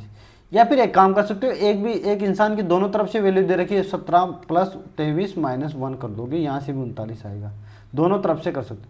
39 लोग हैं, 39 लोग हैं, तो एक बार बताओ 19 लोग होंगे दोनों तरफ, बीच में कौन होगा, जो भी होगा बीच में होगा, तो 20वां दोनों तरफ से कौन सा स्थान हो जाएगा, 20वां। डी मेरा आंसर आ गया। चाहे बाएं तरफ से पूछे दाएं तरफ से पूछो, दोनों तरफ से 20वां आंसर आ जाएगा। कुछ इरेजर रूलर है। ओके, ये क्या कह रहा है, कुछ इरेजर रूलर है, सभी रूलर क्या है, ये 1 मिनट रुक जा रहे मेरे भाई, क्यों करो। सभी रूलर क्या है भाई, प्रतिलिपियां है, और सभी पेन इरेजर है, सभी पेन। ओके, ये बोल रहा है सभी पेन रूलर है, गलत है। कुछ पेन प्रतिलिपियां हैं, बिल्कुल नहीं है, हम कह नहीं सकते इनके बारे में क्योंकि गारंटी नहीं है। कुछ इरेजर प्रतिलिपियां हैं, कुछ इरेजर प्रतिलिपियां बिल्कुल, तो क्या आंसर होगा 13वें में बी, 13वें में बी। एक बार बताओ, जिसके बारे में हमें जानकारी नहीं होती ना प्रॉपर, उसको हम गलत मानते हैं। या ऐसे दे रखा है, उस ए के विपरीत पूछा, ए के विपरीत, एक बार बताओ एफ डी के विपरीत बी सी है, तो ए के विपरीत कौन पूछाएगा, बच जाएगा, बताओ कौन बचेगा, ई। भाई जो A B C D E F में जो रह गया वही तो ए के विपरीत बचेगा ना। भाई एफ और डी के विपरीत मुझे ए बी मिल गया, तो सॉरी बी सी मिल गया, तो मुझे क्या ए के विपरीत ई मिल जाएगा। चार्ज को क्या लिखा जाता है, ओके, ये क्या है एक बार बताओ, ये 3 है, ये 8 है, ये 1 है 18 है, ये 7 है 5 है। इसको मैं 19 लिखूंगा, इसको मैं 5 लिखूंगा, इसको मैं 9 लिखूंगा, इसको 3 लिखूंगा, इसको 22 लिखूंगा, और इसको 9 लिखूंगा। अब देखो सीधा समझ में आ रहा है, ये +2 है, ये उल्टा है, ये +2 है, फिर ये उल्टा है, ये +2 है, और ये इसका उल्टा है। तो ये क्या होना चाहिए, यू का उल्टा कौन होना चाहिए बताओ, एफ। सबको पता है ना, इसमें 2 जोड़ा का 21, यानी कि यू, ये गया। फिर क्या एम का उल्टा एन, फिर 2 जोड़ा एम में, तो कितना हो जाएगा एन ओ, ये भी गया, ये भी गया, तो मेरा आंसर क्या हो जाएगा 15 में डी। सीधा क्वेश्चन। नेक्स्ट, क्या v छोटा है p से। मैं इसको पहले एक काम करता हूं, बना देता हूं, p क्यू आर बराबर एस टी। आर से, आर बड़ा है किससे, वी से, आर बड़ा है वी से, वी से, और वी बड़ा या से छोटा या बराबर है किसके, यू के। ओके, ये ग्रेटर का साइन है। ओके, वी छोटा है किससे, पी से, एक बार बताओ, वी पी से छोटा होगा, बिल्कुल वी पी से छोटा होगा। एक बार बताओ, इसको मैं ऐसे कर दूंगा वी, तो किन का, पी से छोटा होगा। ओके, एस छोटा या बराबर होगा यू के, एस छोटा या बराबर यू के, क्योंकि एक बार बताओ ये क्या गलत नहीं होगा, एक तरफ चिन्ह ये है एक तरफ ये है, तो कौन सा होगा, मेरा आंसर हो जाएगा बी, ओनली वन। आपको इनइक्वलिटी आनी चाहिए। 18 चौक 72 होता है, 12 चौक 48 होता है, यानी कि 18 इंटू 4 माइनस 1 सॉरी 3 बराबर क्या हो गया, 69। अब एक बार बताओ, यहाँ से मैं यहाँ कैसे जा सकता हूँ, 69 का 4 गुना कितना होता है, 276, 276 यानी कि 69 इंटू 4 प्लस 3, और यहाँ पे 45 इंटू 4 प्लस 3 ये कर रखा है। तो मेरा क्या आ गया, आंसर आ गया। यानी कि पहली संख्या, दूसरी संख्या मुझे कैसे चाहिए, पहली संख्या को 4 से मल्टीप्लाई करो, -3 कर दो, और तीसरी दूसरी संख्या मिल जाएगी। और तीसरी संख्या मुझे चाहिए, दूसरी संख्या को 4 से मल्टीप्लाई करो, +3 कर दो, तीसरी संख्या मुझे मिल जाएगी। तो ये कितना, 4 गुणा 42, 78, 76, बिल्कुल क्या आंसर हो गया, ए, 17 में ए है, 56 होगा ना, सॉरी सॉरी सॉरी सॉरी, ये गलत हो गया। तो यहाँ क्या होना चाहिए, 53 होना चाहिए। ये कितना, 64 प्लस 3 है, जबकि माइनस होना चाहिए। ये कितना है, 128 माइनस 3, बिल्कुल 125, 500 प्लस 3, ठीक है। मेरा आंसर क्या आ जाएगा, सी। सबको समझ में आ रहा है ना भाई, किसी को कोई दिक्कत तो नहीं आ रही। इसको मैंने क्या लिखा, 7, 18, 15, 21, 14 और 4, ये कितना, 5, 9, 17, 19, 23 और 1। ओके, कैसे किया होगा इसने बताओ।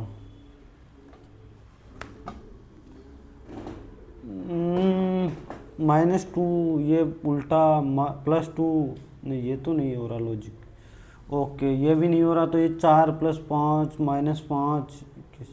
अरे एक चीज़ नहीं हो रही है, एक चीज़ देखो आप, अगर मैं इनको 4 + 1 5, 7 + 2 9, और कितना, फिर इसके 7 से बड़ा कौन है, 14 + 3 17। ओके, इसने क्या किया है, इनको क्या है ना, पहले तो आरोही क्रम में जमाया, इनकी 4, 7, 14, 15, 18 और 21। फिर इसने क्या है, +1 किया है, +2 किया है, +3 किया है, +4 किया है, +5 किया है, +6 किया है। तो अब क्या करना है, इसको भी आरोही क्रम में जमा दो भाई। ए आएगा, फिर क्या आएगा, एन आएगा, फिर आर आएगा, फिर एस आएगा, टी आएगा, यू आएगा, 6 हो गए। ए में क्या जोड़ो, 1, तो बी आ जाएगा, इसमें 2 जोड़ोगे तो ओ आ जाएगा, पी आ जाएगा, पी, तो बी पी आएगा, B P B P B P, खत्म। आगे भी जोड़ के देख सकते हो आप लोग, अगर आपको इच्छा है तो। एग्जाम में इच्छा नहीं चलती, आपको आंसर मिला, आप आगे निकल जाओगे।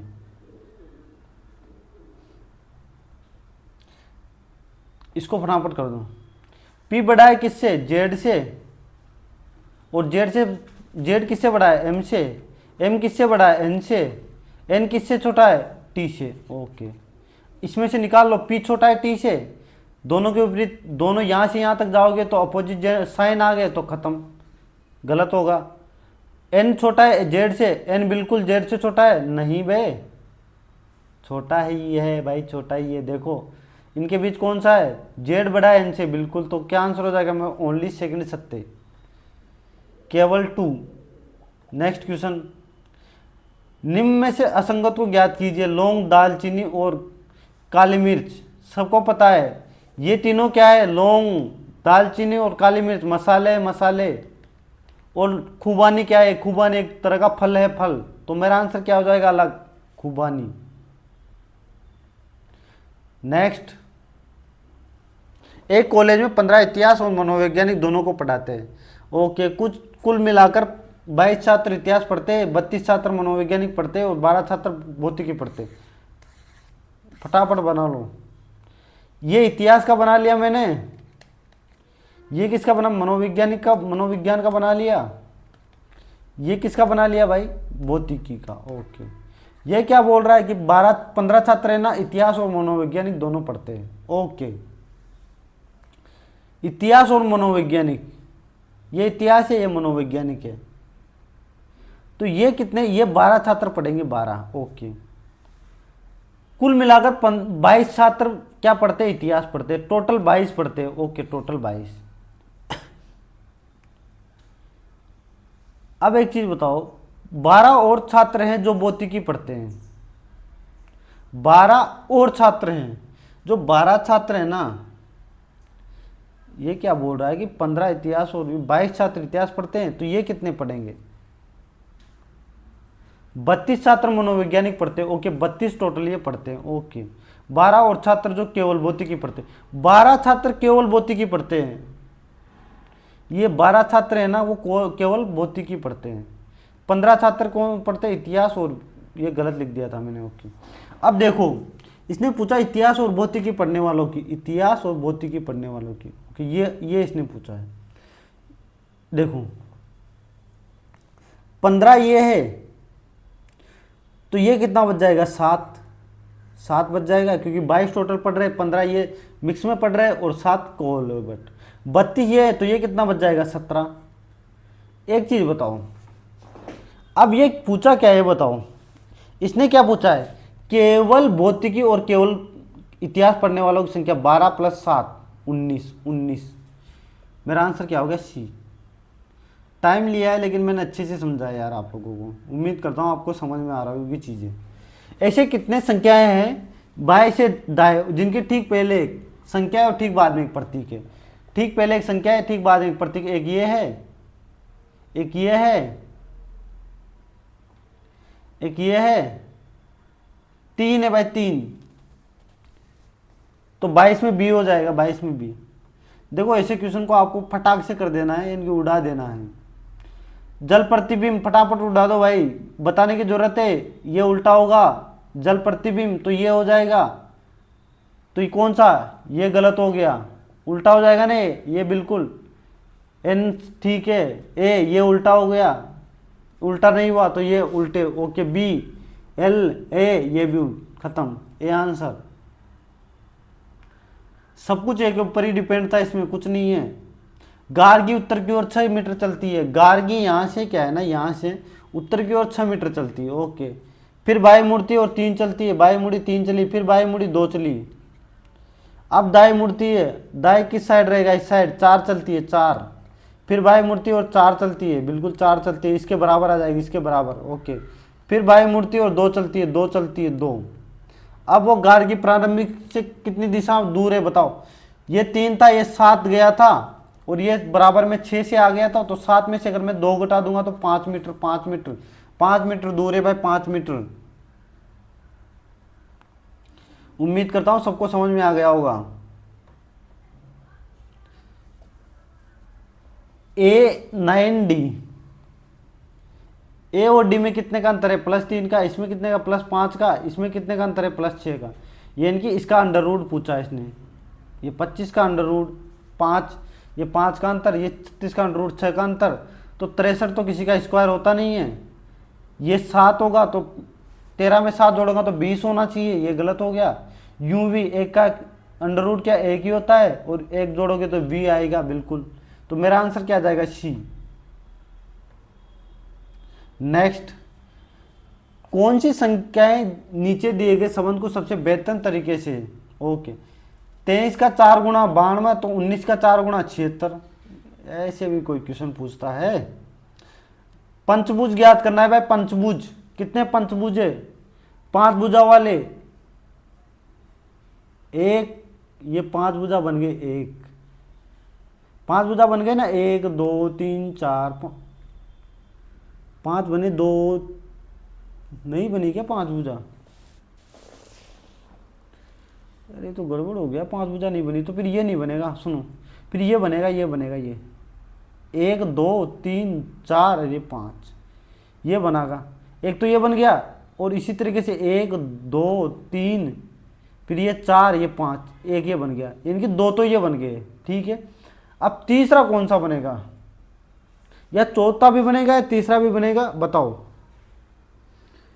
कैसे बना सकता हूं मैं।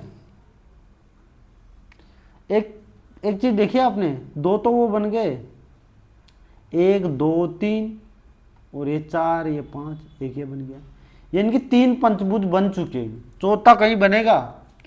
देखो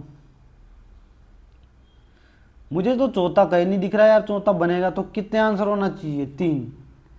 3 कहाँ है भाई? ये रहा डी। नेक्स्ट फटाफट सोल्व कर दो, ब्लड रिलेशन है। P4Q का मतलब क्या है? P पति है किसका? Q का। Q5R का मतलब क्या है? 5 Q बहन है R की, और 5S का मतलब S बहन है किसकी? S की। R बहन है S की।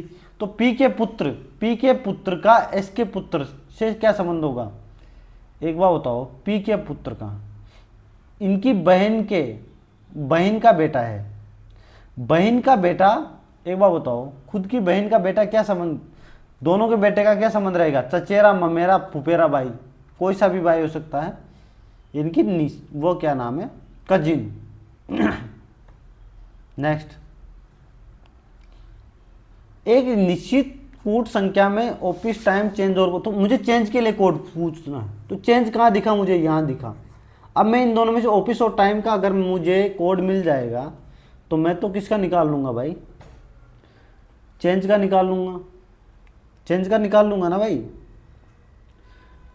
ऑफिस का कोड क्या है बताओ पहले तो। ऑफिस यहाँ है तो ऑफिस का कोड क्या हो जाएगा? रेप, सेम है, रेप हो जाएगा, रेप। अब टाइम और चेंज का कोड क्या होगा? टाइम तो यहाँ भी नहीं है, टाइम यहाँ भी नहीं है, चेंज भी नहीं है दोनों जगह। तो ये दोनों जो बच गया ना, या तो ये होगा या ये होगा, सी आंसर हो जाएगा। क्योंकि मुझे कंफर्मेशन नहीं मिलेगी आगे। अब अगर मुझे चेंज भी दूसरी जगह नहीं है और टाइम भी दूसरी जगह नहीं है तो मैं कैसे बताऊंगा? तो इन दोनों में से कोई एक होगा, इनकी मेरा आंसर हो गया सी। एक व्यक्ति पूर्व की ओर 1 किलोमीटर चलता है, पूर्व की ओर किस 1 किलोमीटर चलता है, फिर दक्षिण की ओर 5 किलोमीटर चलता है, फिर पूर्व की ओर 2 किलोमीटर चलता है, इसके पश्चात उत्तर की ओर 9 किलोमीटर चलता है। ओके, 9 चलता है, तो ये 4 बच जाएगा, ये 3 बच जाएगा, टोटल 3 हो जाएगा, ये 4 हो जाएगा, ये 3 हो जाएगा, तो ये लो 5, एलसीएम से 5 मीटर दूरी, 5 किलोमीटर। बताओ, महात्मा गांधी ने रोलेट सत्याग्रह किस वर्ष शुरू किया था? सबको पता है ना, 1919। अरे ये तो बच्चे बच्चे को पता होगा। निम्न दिए गए विकल्पों में बैटन किस खेल में प्रयोग किया जाता है? नहीं पता? ये क्वेश्चन अभी जो मैंने पहले मॉक कराया उनमें आया है। रिले में, रिले से संबंधित है बैटन। नामदफा टाइगर रिजर्व कहाँ है बताओ? चलो, नामदफा टाइगर रिजर्व किसको पता है? अरुणाचल प्रदेश में है नामदफा। सीधा है, सीधे पूछ रहा है भाई, सीधे पूछ रहा है, फटाफट बता दो। भारत के संविधान के कौन से अनुच्छेद में, सॉरी कौन से संशोधन में क्या है? जीएसटी 111 101 जीएसटी कब आई थी बताओ? 1 जुलाई 2017 को जीएसटी लागू हुआ था। जीएसटी लागू करने वाला पहला देश कौन सा था बताओ? फ्रांस। बहुत बार एग्जाम में पूछा है, जीएसटी लागू करने वाला पहला देश कौन सा है? तो फ्रांस था भाई, फ्रांस। राज्य में विधान परिषद को किसके द्वारा समाप्त किया जाता है? एक बात मैं आप लोगों को बता दूं कि जो राज्य में विधान परिषद होती है ना, उसका राज्यसभा से, सॉरी राज्य सरकार से कोई संबंध नहीं होता। जो विधान परिषद है ना राज्य में, उसको ना तो जो स्टेट गवर्नमेंट है ना, वो तो ना बनाती है, ना तो मेक करती है, ना ही ब्रेक करती है। ना तो बनाती है ना ही बिगाड़ती है, कुछ भी योगदान नहीं होता। तो अध्यक्ष नहीं होगा, राज्य विधानसभा नहीं होगी, राज्यपाल नहीं होगा, तो मेरा आंसर क्या हो जाएगा?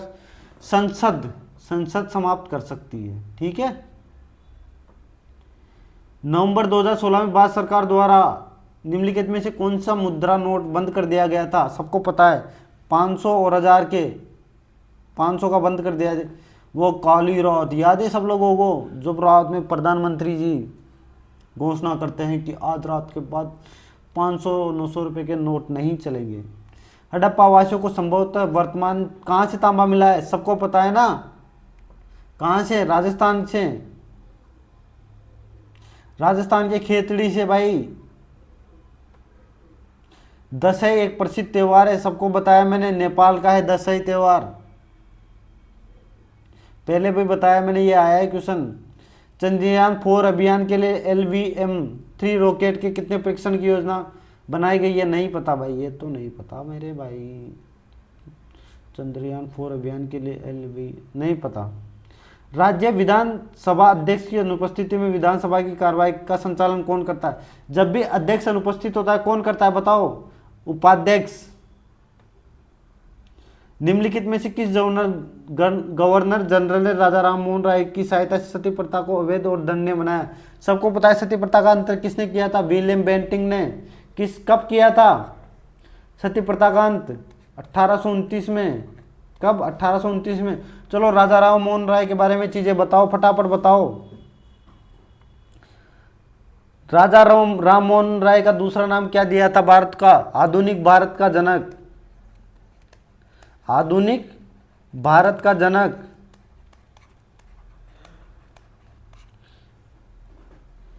राजा राम मोहन राय को राजा की उपाधि किसने दी थी बताओ?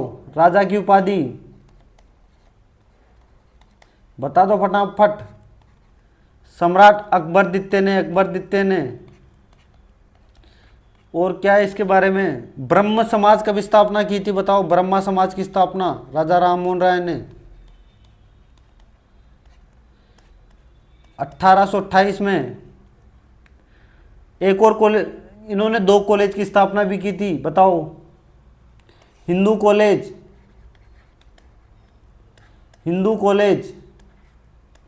कब की थी बताओ? 1817 में। एक और कॉलेज की स्थापना की थी, वेदांत कॉलेज, कब की थी बताओ? 1825 में। एक बार एक क्वेश्चन पूछा गया था, हिंदू कॉलेज की स्थापना राजा राम मोहन राय ने किसकी सहायता से की थी बताओ? डेविड हेयर की सहायता से की थी। ठीक है, ये क्वेश्चन एक बार एग्जाम में आया है। इन्होंने 2 पत्रिकाएं लिखी थी बताओ? राजा राम मोहन राय ने 2 पत्रिकाएं लिखी थी। संवाद कौमुदी कौन सी भाषा में थी बताओ फटाफट? बंगाली में।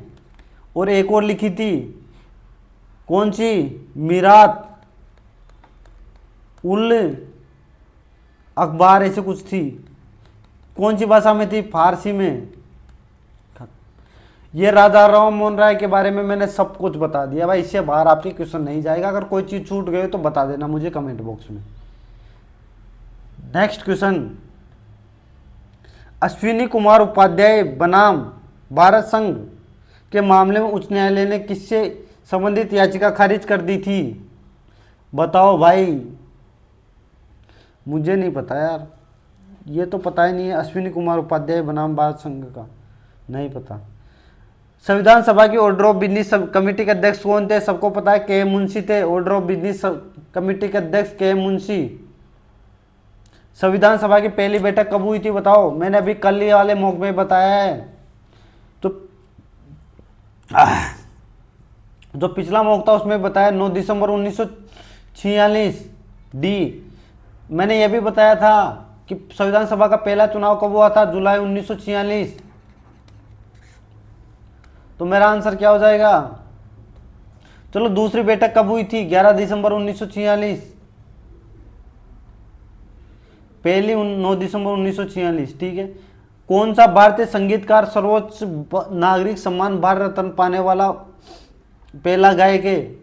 बताओ भाई बताओ, कौन है? MS सुब्बलक्ष्मी। कब मिला था बताओ? बता दो भाई। 1998 में भारत MS सुब्बलक्ष्मी को भारत रत्न 1998 में मिला था। चलो भारत रत्न की स्थापना कब की गई थी बताओ? चलो 1954 में। पहली बार तीन लोगों को मिला था। किन किन को मिला था बताओ दो? सी राजगोपालाचारी,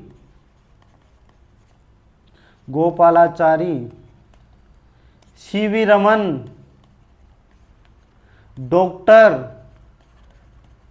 सर्वपल्ली राधाकृष्णन। क्या पूरा लिखने की जरूरत है? नहीं।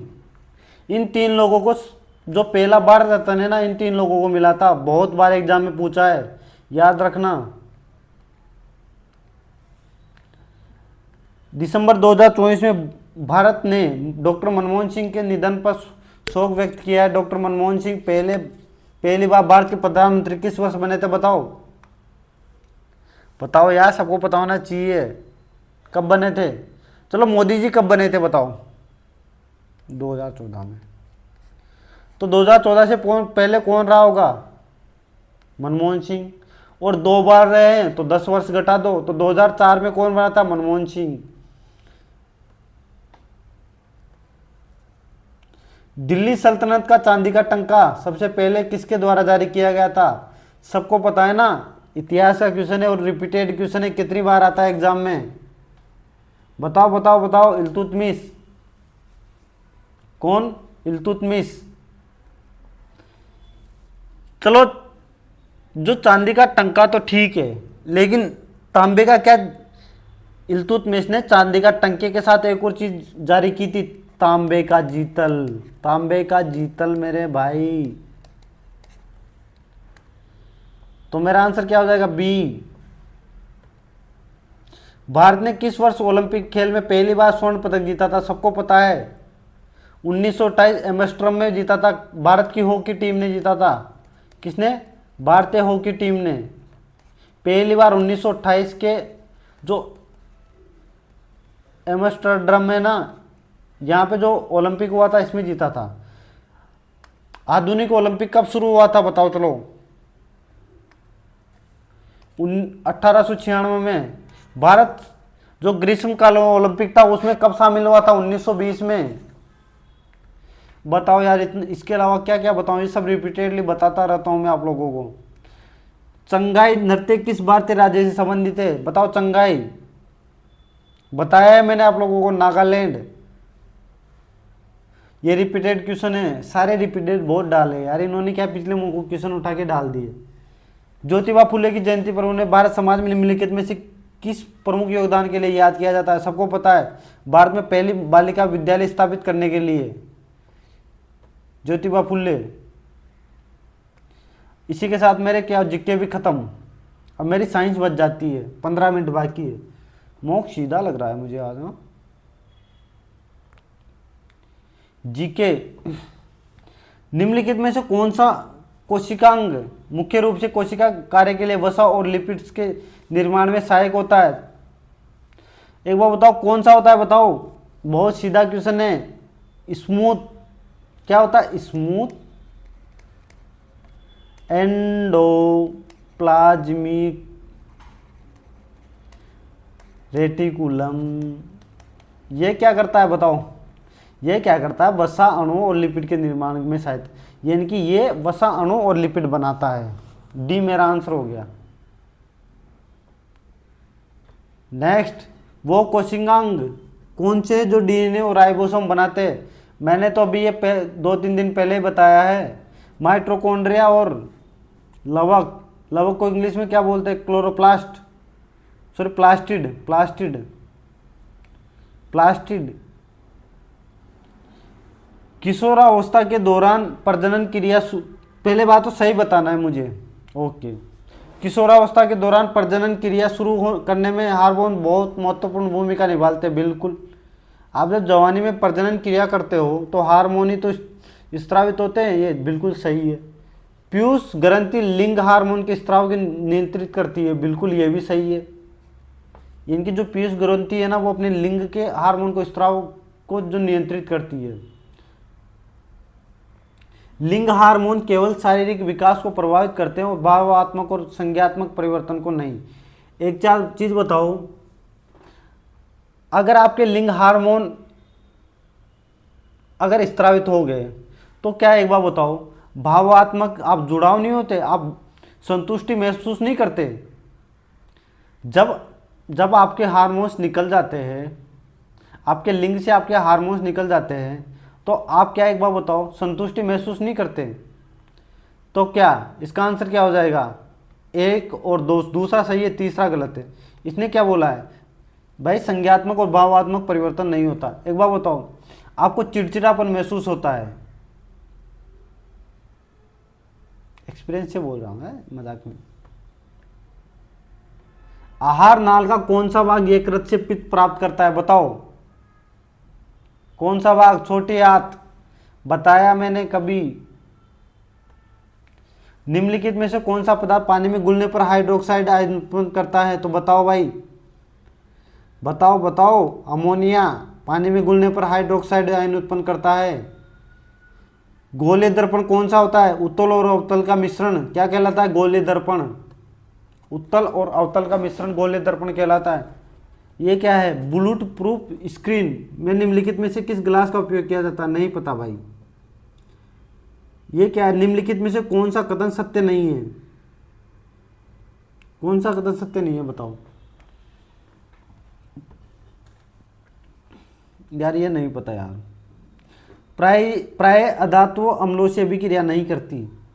क्या ये बात बिल्कुल सही है? बिल्कुल सही है।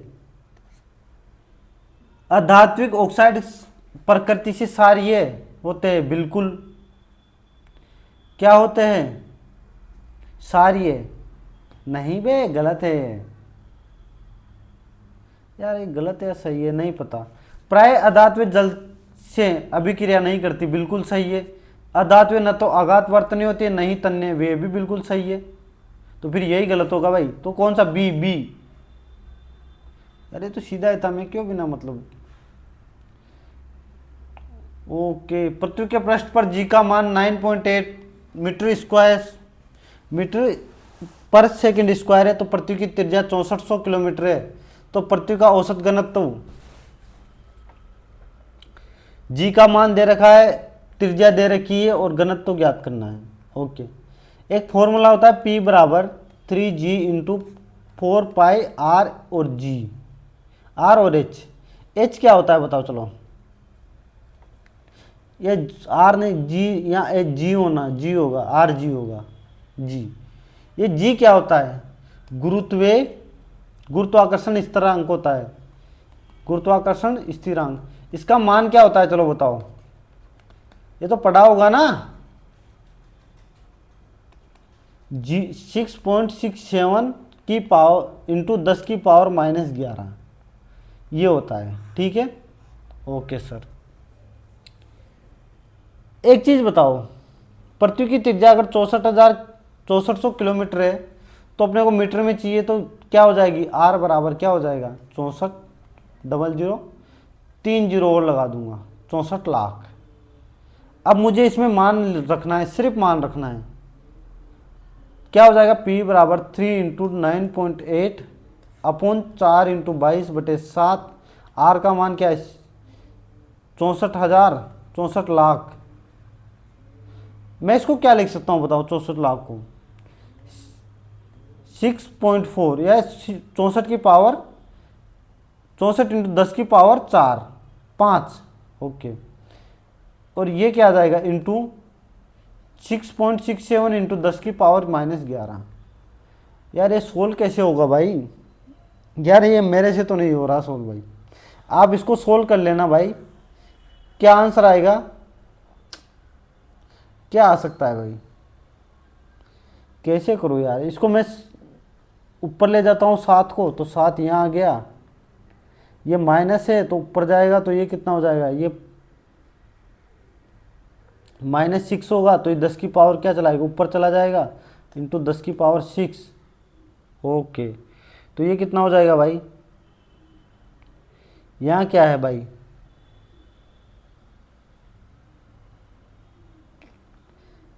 3 इंटू 98 इंटू 7 इंटू 10 की पावर 6। अगर ये मैं 10 को एक काम करता हूँ, नीचे ले आता हूँ, 4 इंटू 22 इंटू 10, ये क्या है? 64 इंटू इसको 100 ऊपर ले जाता हूँ, तो इनकी 10 की पावर स्क्वायर इंटू 6.67, ये क्या हो जाएगा? 10 की पावर ये 2 है ना, तो 10 की पावर 8 हो जाएगा। यानी कि अगर ये 10 से ये गया, तो ये 10 की पावर 7 हो जाएगा। ओके, 4 से कितनी बार जाएगा, नहीं जाएगा यार, ये तो कैलकुलेट करना बहुत मुश्किल हो गया यार। चलो यार, ये कैलकुलेशन नहीं हो पाएगी, बहुत मुश्किल कैलकुलेशन हो गई, छोड़ दो इसको। लेकिन फॉर्मूला यही है, अगर इजी कैलकुलेशन आती है तो आप लोग कर सकते हो। निम्नलिखित में से कौन आयनिक यौगिक का उदाहरण है, बताओ। आयनिक यौगिक कौन सा, NaCl, सोडियम क्लोराइड, नमक। सीधा क्वेश्चन है यार। छोटी आंत के मध्य का वो भाग जो पोषक तत्वों के अवशोषण का मुख्य स्थल है, कहाँ स्थित है, बताओ। ये क्वेश्चन मैंने बताया जेजुनम में होता है, जेजुनम में। छोटे आंत के मध्य का वो भाग जो पोषक तत्वों के अवशोषण का मुख्य स्थल कौन सा है, जेजुनम। कार्बन चक्र क्या है, बताओ। जिस पारिस्थितिकी तंत्र में पोषक तत्वों का चक्रण कार्बन चक्र कहलाता है। फर्स्ट का ए मिलाना है भाई। नाइट्रोजन स्थिरीकरण, नाइट्रोजन गैस को अमोनिया में इस तरह रूपांतरण करना, बिल्कुल ये भी सही है। ग्रीन हाउस प्रभाव, ये यूट्रोफिकेशन, जल निकायों में पोषक तत्वों का अत्यधिक भार, बिल्कुल। तो ये ए से फर्स्ट से ए, सेकंड से 20, ये ए आंसर हो गया भाई, ए। नेक्स्ट, प्राकृतिक गैस का दहन, सबको बताया मैंने, ऊष्माक्षेपी अभिक्रिया कहलाती है। CaCl2 के सूत्र, इकाई द्रव्यमान की गणना कीजिए। अभी तो मैंने पिछले जो मॉक था उसमें बताया था। Ca का कितना होता है, बताओ। Ca का परमाणु द्रव्यमान कितना होता है, 40, और Cl का 35.5। Ca कितना है, 1 तो 40, Cl कितना है 2, तो 35 × 2 71, तो कितना हो गया 111। यूं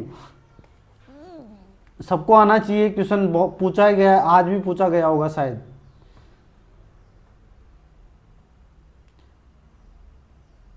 एक तत्व जो सभी कार्बनिक यौगिकों का एक अनिवार्य घटक है। एक बार बताओ, कार्बनिक तत्व जो कार्बन है वो कहाँ कार्बन है, उसका परमाणु क्रमांक कितना होता है, 6। एक बार बताओ, परमाणु क्रमांक अगर 6 है तो क्या 2 और 4 नहीं होगा उसका इलेक्ट्रॉनिक विन्यास। तो जो बाह्यतम इलेक्ट्रॉन है ना वो कितना है, 4। अगर 4 है तो कौन से समूह में है, 14वें समूह में भाई, 14वें में। नेक्स्ट, एक सेल में विभवांतर किस इकाई में मापा जाता है, सबको पता है, विभवांतर वोल्ट में। कितनी बार आ गया है, तो पिछले 500 मॉक से यही क्वेश्चन आ रहा है बार बार। विभवांतर 10 वोल्ट है और किया गया कार्य 40 जूल परिपथ से बहने वाले विद्युत आवेश को ज्ञात कीजिए। एक बार बताओ, विद्युत आवेश का फॉर्मूला क्या होता है। एक चीज होती है कार्य बराबर विभवांतर इंटू आवेश। कार्य कितना है 40 जूल, विभवांतर कितना है 10 वोल्ट इंटू आवेश। तो ये इधर आ जाएगा 10 तो कितना आ जाएगा 4 कूलाम। 4 coulomb B answer. भाई आवेश कूलाम में नापा जाता है, विद्युत आवेश। आपतित किरण आपतन बिंदु पर लंब किरण और परावर्तन किरण सभी समान समतल में स्थित होते हैं। इनकी तीनों जो है ना वो समान समतल में स्थित होते हैं। ये तो बहुत बार आता है, रिपीटेड क्वेश्चन आता है। निम्नलिखित में तत्वों में से किसकी संयोजकता 2 है, बताओ। किसकी संयोजकता 2 है मेरे भाई। मैग्नीशियम कितने पे आता है बताओ, 12 पे। हाइड्रोजन 1 पे, लिथियम 3 पे, हाइड्रोजन हीलियम लिथियम। कार्बन 6 पे। इसका इलेक्ट्रॉनिक विन्यास 2 8 कितना होता है 2। इसका 1, इसका 2 1, इसका 2 4। तो बताओ किसकी संयोजकता 2 आई, सिर्फ किसकी, मैग्नीशियम की। खत्म, मेरा आंसर क्या आ गया, ए। नेक्स्ट क्वेश्चन,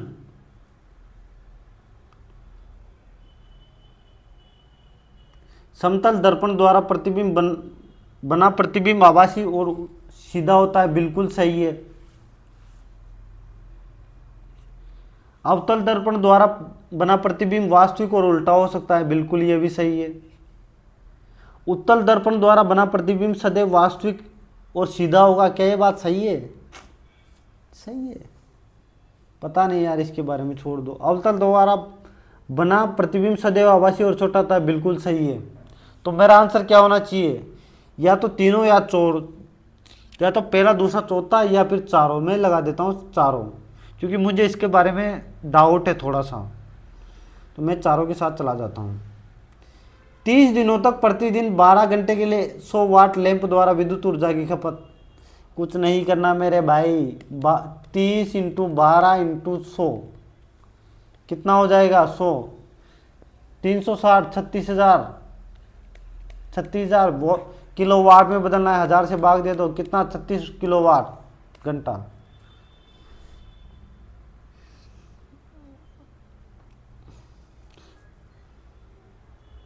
किसका, म्यूरिएटिक अम्ल का। एक बार बताओ म्यूरिएटिक अम्ल कौन सा होता है, मैंने बताया है आप लोगों को, बताया है मैंने कौन सा होता है।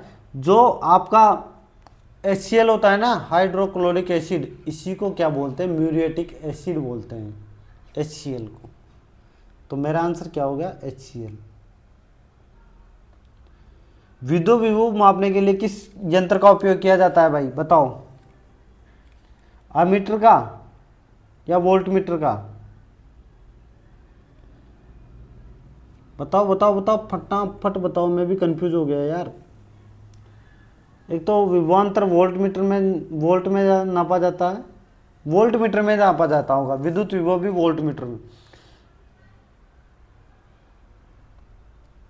गतिशील वस्तुओं को गतिशील बने रहने की प्रवृत्ति कहाँ क्या कहलाती है, सबको पता है, जड़त्व। जड़त्व। संपीड़न क्या है था, वायु दाब में वृद्धि संपीड़न कहलाता है, बिल्कुल। पहले का सेकंड, पहले का सेकंड, पहले का सेकंड। विरलन, वायु दाब में कमी, विरलन यानी कि बी का चौथा, ये भी गलत। अनुदैर्ध्य तरंग, कण दिशा के समानांतर कंपन, ध्वनि की चाल, वह दर जिस पर ध्वनि यात्रा करती है। तो क्या आंसर हो गया मेरा, डी। तो इसी के साथ आपका ये मॉक समाप्त। चलो सबमिट मारते हैं, नंबर तो ठीक आएंगे, उसमें कोई दिक्कत नहीं है, नंबर तो मजे है। मॉक सीधा देने लग गया काफ़ी अब धीरे धीरे।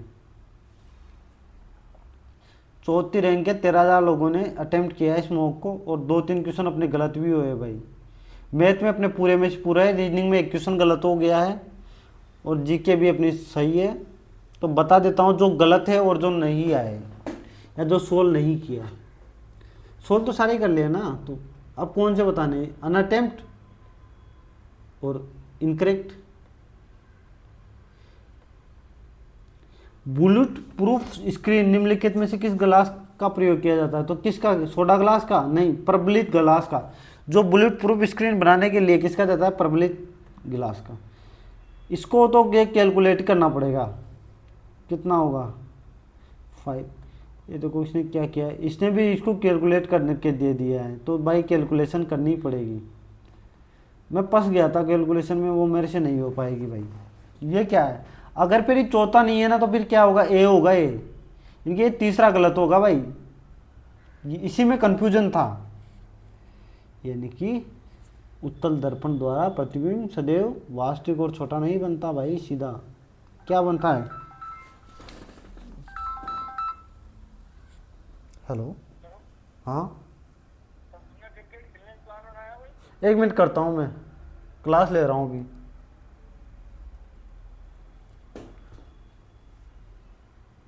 फ़ोन आ गया था, फ़ोन आ गया।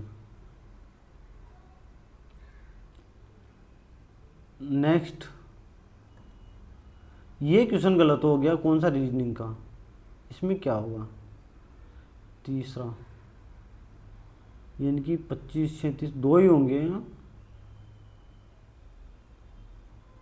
हाँ यार 25 में भी कहाँ बुद्धि चला गया यार। चलो मेरे से गलती हो गई इसमें, मैंने शायद कैलकुलेशन ही गलत कर दिया इसको, ठीक है, मैंने उल्टा कर दिया इसको कैलकुलेट, तो मेरे से गलती हुई है। चंद्रयान 4 अभियान के लिए LVM थर के लिए कितने परीक्षण किए गए, 3, 2 परीक्षण, 2 परीक्षणों की योजना में।